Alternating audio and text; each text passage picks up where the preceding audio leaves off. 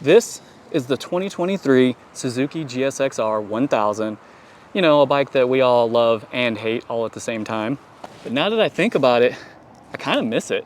All right, so the question is, does this bike still stack up in 2024? And I used to have one of these exact bikes, but a 2017, and we're gonna get it out on the road and see if I've been missing anything. All right, real quick before we take off, I want to just do a quick walk around on the bike.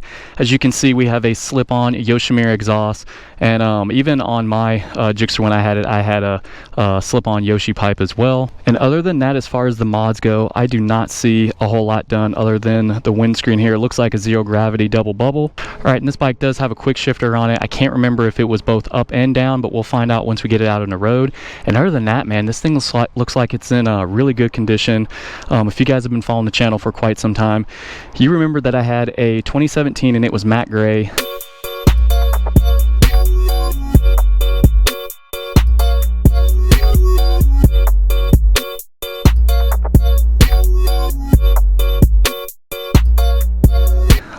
You know, I liked it at the time, but then, you know, I had to move on to bigger, better things. But once I get back on this bad boy, we're about to find out if I still miss it or not. So yeah, look at this color. This black and this yellow, it looks really good. But all right, without further ado, guys, as always, before we get out on the road, let's cut to the B-roll.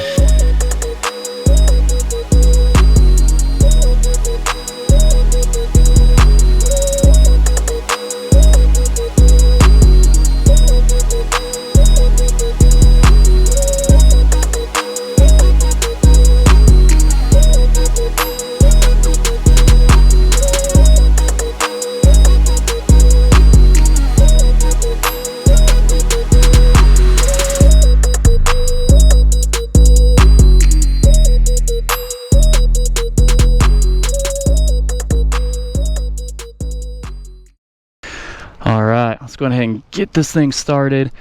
I still can't believe, with this being a 2023, that we're still using this LCD display. It's nice that it's digital and everything, but every other bike has a color display by now, and Suzuki has still not updated that. All right, can we start without using the clutch? Oh, we're in first. Let's go ahead and put it in neutral. All right. Nope. Nope. What is going on here? Let's try this again. There we go. That was weird. All right, she's already warmed up and everything. Give you guys a couple revs of this Yoshimura exhaust.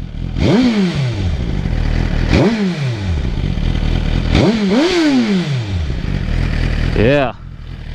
Sounds good, sounds good. Go ahead and get this thing turned around here.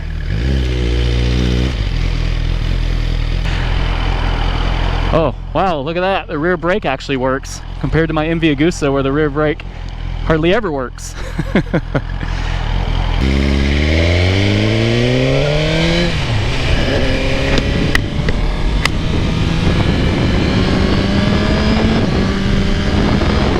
Oh, wow, man.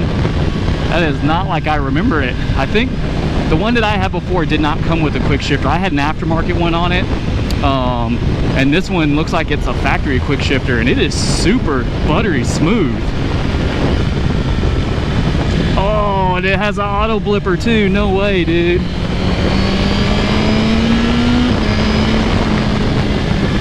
Okay, overall initial impressions, I'm liking it. I'm liking it. Bike feels super smooth.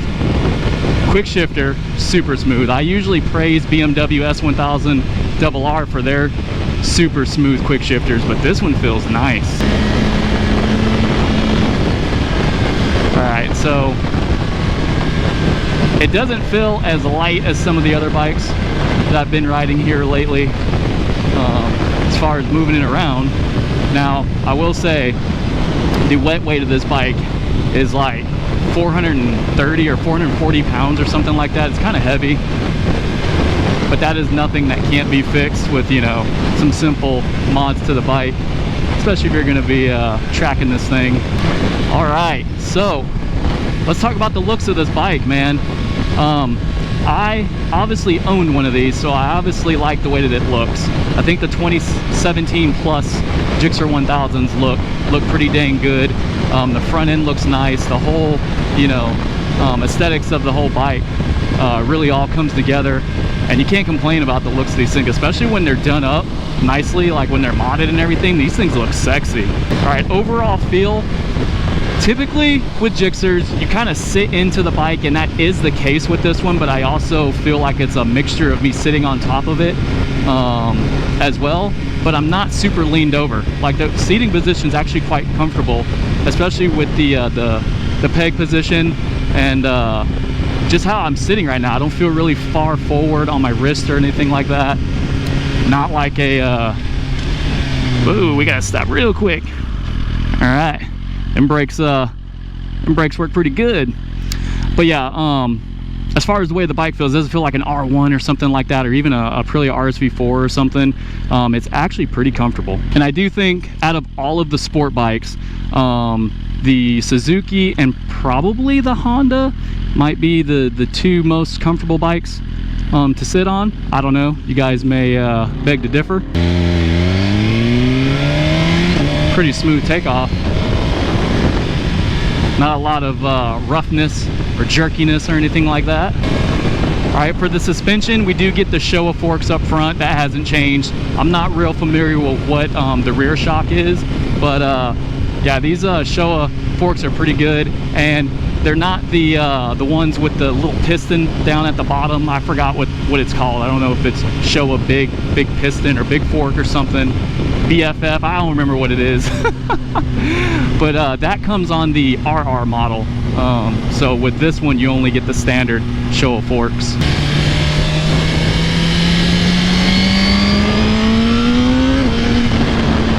Oh yeah. Man, I want to go take this on some back roads, man.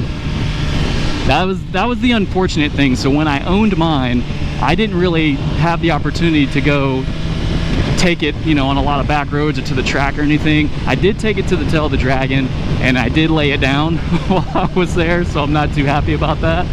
So I never really got to, you know, enjoy how the bike really handles. You know, I just knew what it could do from a power perspective, you know, just going in a straight line. So yeah, other than the looks and everything, like I said, the bike looks really good. The mirrors, you know me, man, I really don't dig the way that some of these mirrors are. But again, just like with the Triumph or any of the other Japanese bikes for that matter, like even when I have my R6, the stock mirrors are great, man. They don't vibrate a lot, they don't move around or anything. I can see out of them quite nicely. Like I said before, the Italian bikes, their mirrors, they suck, man.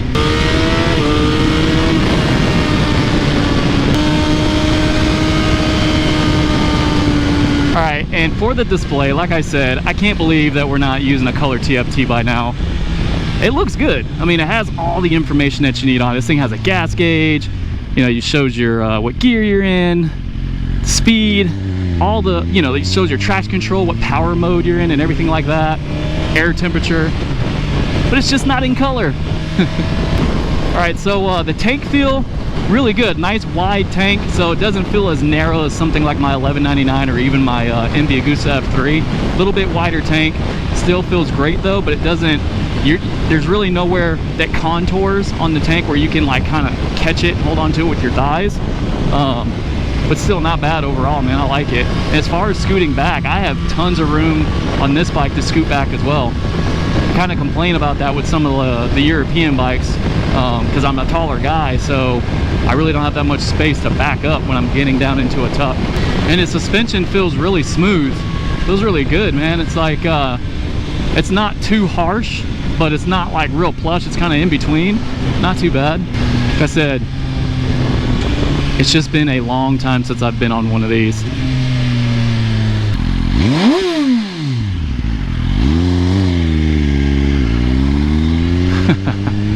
All right, hopefully all these people aren't, oh, they are in my way. I was gonna try to go pretty quick on this turn here.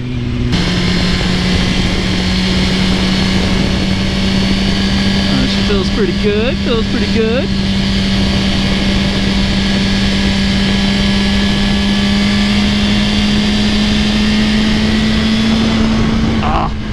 These guys wasn't in the way, man. Just punch it right out of the apex. All right, let me give you guys a quick pull here.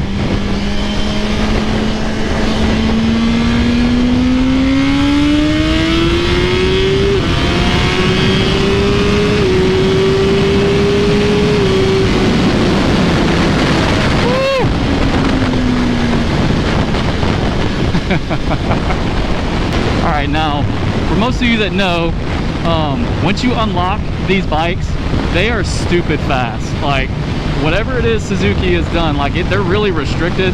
So once you take all the restrictions off, you tune them and everything, these things are freaking monsters.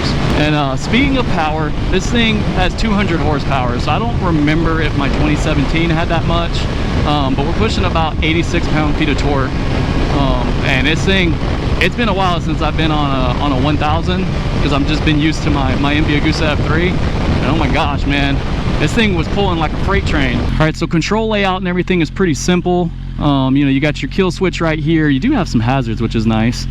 And then you got all your mode buttons and everything right here. I'm not going to play with it just because I didn't really have time to dive into anything, but you know, to change all your power modes, traction control, stuff like that. I don't know if you can actually go in and change the screen. Like on most bikes these days, you can change the way that it is from like a street setting to like a race setting, kind of like my MV Agusta.